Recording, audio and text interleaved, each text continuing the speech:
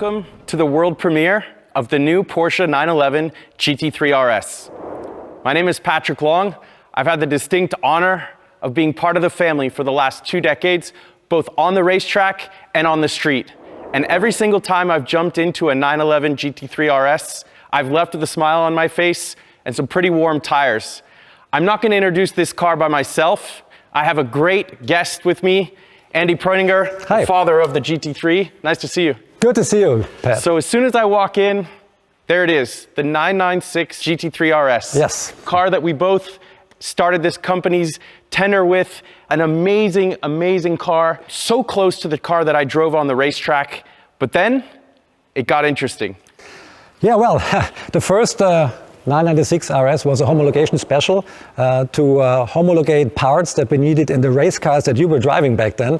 In this case, it was steering knuckles and some suspension parts, and we built a whole new model around it and continued that way with the 997 GT3 RS, which got the wide body of the turbo, which was very distinctively looking, and even more aero, even more lightweight trickery. So it started the model range RS, if you put it like that.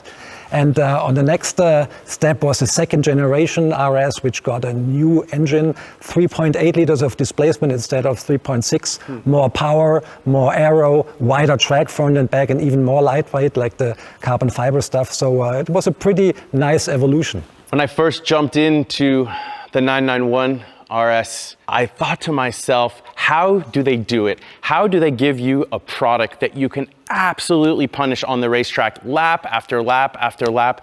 I recognize so much aero advancement, so much powertrain advancement, and always the aesthetics. You guys always raise the game with the aesthetics, which is a huge part of the emotional connection of these cars. An RS always has to be beautiful, absolutely.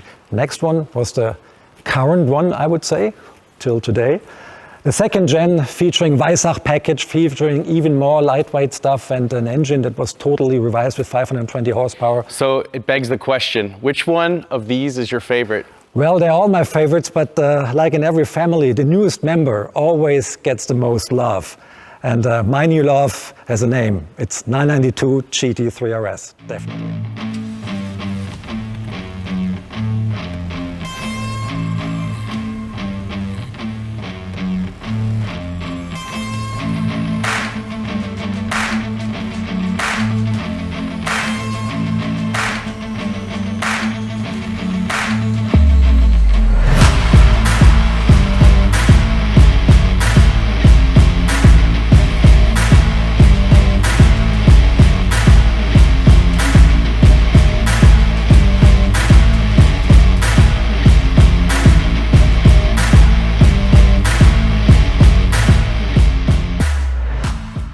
Doesn't this car look sharp? I think it's more radical, even more radical than a race car. Maybe more radical than a race car you've been driving. It's insane. There's more aero detail here than I think I've ever seen in any street car. That's right. I mean, all the exits, all the air vents, all the flaps are there for a reason. There's nothing fake, there's nothing exaggerated. I can't remember any project where we spent more days and nights, countless hours in the wind tunnel. The new GT3 RS takes road car aerodynamics into a completely new sphere. We've never put so much effort in the development of a GT sports car. With over 1,500 simulations and more than 250 hours in the wind tunnel, we've been able to achieve a new level of performance. We doubled the downforce compared to its predecessor, and in comparison to the GT3, it has even been tripled. This radical change in downforce is due to a new packaging of the front of the car. The 3-radiator layout is now a mono-radiator concept like we use in our uncompromising race car, like the GT3 R. The first time in our road car history, we have a proper high-performance front wing that is also fully active and infinitely adjustable. We can rotate the front flap by over 80 degrees, and this in just 0.3 of a second. By rotating the flap in high downforce position, we achieve the maximum downforce configuration, and the load on the front is raised to a maximum.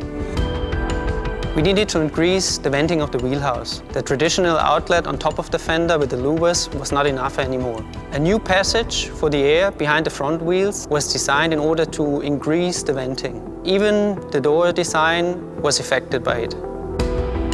Not only does the new GT3 RS has turning vanes on the underfloor, they can also be found on the roof of the car.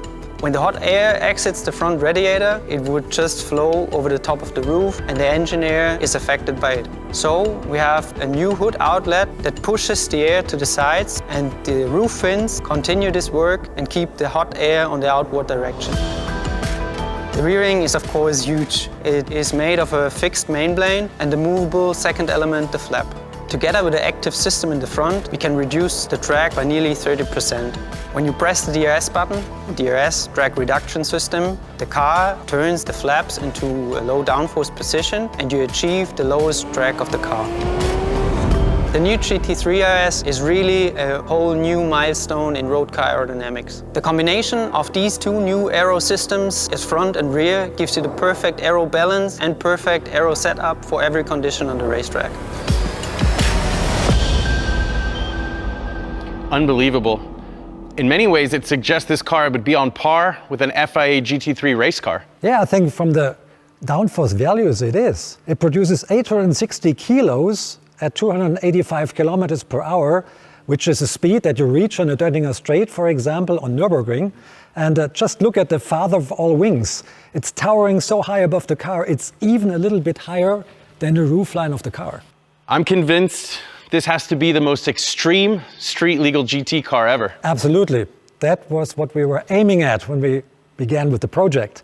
And the great thing about it is it offers such a great, rewarding driving experience on the track.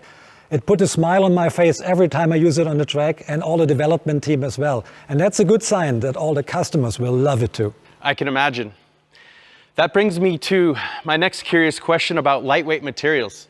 Lots of those to be found on that car, even though we hide them away with paint.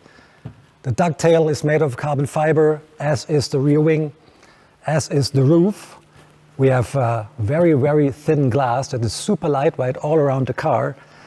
And for the first time, this car features carbon fiber doors, which shave off almost 5 kilos of the weight of the car.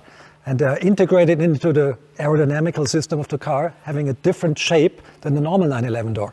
And we have conventional door handles. Let's go to the front. Front fenders, carbon fiber, front lid, carbon fiber, and lots of bits on the suspension as well are carbon fiber or super lightweight materials. If you look at the interior, lightweight carpentry, extensive use of microfiber cloth.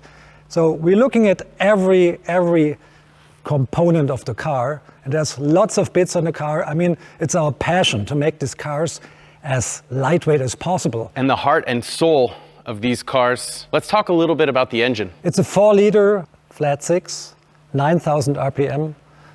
We upped the power by 15 horsepower over the GT3, so it has 525 horsepower by using hotter cams with longer duration, so the car makes more power at high RPM operation, has different cylinder heads for more lubrication in super high G situations, which that car really produces. We changed the cooling system a little bit. I get excited when you talk about cam tweaking, more cooling. GT3 RS and PDK, they go together. Absolutely. RS means range sport, means using the car on the track, trying to get the best performance out of the car on the clock as well. So you need a 7-speed PDK. It shifts faster, it is quicker, and it is easier to operate, to get the best lap times out of the car. And it's the perfect fit for that kind of car and for that engine. I spent a lot of seasons racing with Jörg Bergmeister, and sharing a car with him, it was very apparent he's a bit of a suspension guru. I assume he's quite the same and pushes your team pretty hard. He's a perfectionist, absolutely. He's never happy with the suspension, and he really drove our suspension engineers to their limit. But it was a good thing for the car.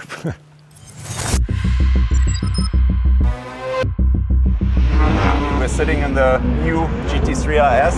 The current GT3 already set a really high bar in terms of balance with its double wishbone front axle, but the new GT3 RS is a whole nother level. The car with that much downforce usually is really sensitive to right height changes, especially under braking. The front usually gains a lot of downforce.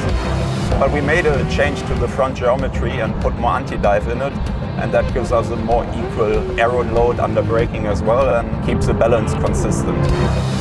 So So usually to change the damper settings you need a mechanic, but with our new steering wheel it's just a press of a button and you can adjust compression and rebound, front and rear axle while driving.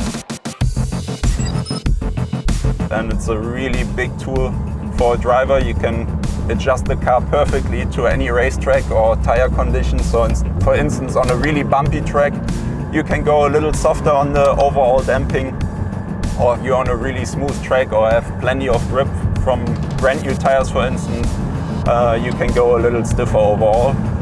So basically it's a race car driver's dream come true. Also on the steering wheel, one of my favorite features is an adjustable differential. For instance, when you're struggling with a little nervous rear on corner entry, you can add some more differential on coast, or if you're struggling with oversteer on the corner exit, you just tighten the diff up on power a bit. So it's a really big tool. Also when your tires degrade a bit, you can adjust the car really nicely with it. Yeah, so far you could either turn the traction control on or off, but now it's really cool. Just like in the race car, we have a fully adjustable traction control with 7 positions, and you can still switch it off, just to your liking. Yeah, all this makes it the best handling 911 road car ever on a racetrack. It's so much fun, especially in the high-speed corners. The performance of the car is just amazing, and I'm sure you're gonna have as much fun with it as I do. Pretty incredible. I want some of these features in some of my race cars. Yeah, it's a serious track tool. It's built for the track. No compromise. We don't even feature a trunk anymore under the front lid. Perfect drivability. Incredible. This car is really built for the track, and I hope that all the customers are really using it on the track. But they should train their neck muscles a little bit, because you have to tolerate the G-forces the car throws at you. Well, yeah, you talk about the racetrack and it makes me think about the Club Sport package. I assume that comes with this car. As a matter of fact, the car comes standard with the Club Sport package, which consists of 6-point harness, fire extinguisher, and for most markets with a rear roll cage. So if I select the Weissach option, what does that entail? Yeah, the Weissach option has been very popular on the last RS model, so it will be an option here again. This is a non-Weissach package car, so if you would have opted for the Weissach package, the front lid would be visible carbon fiber, the roof would be visible carbon fiber, the lower section of the rear wing as well. And we have bits in the interior as well, like the door handles will be carbon fiber, and even the suspension, the stabilizer bars front and rear, the transversal strut. Alone on the suspension, we shave off 5 kilos with the Weissach package. And another innovation, the rear roll cage for most markets will be in carbon fiber as well. Unreal.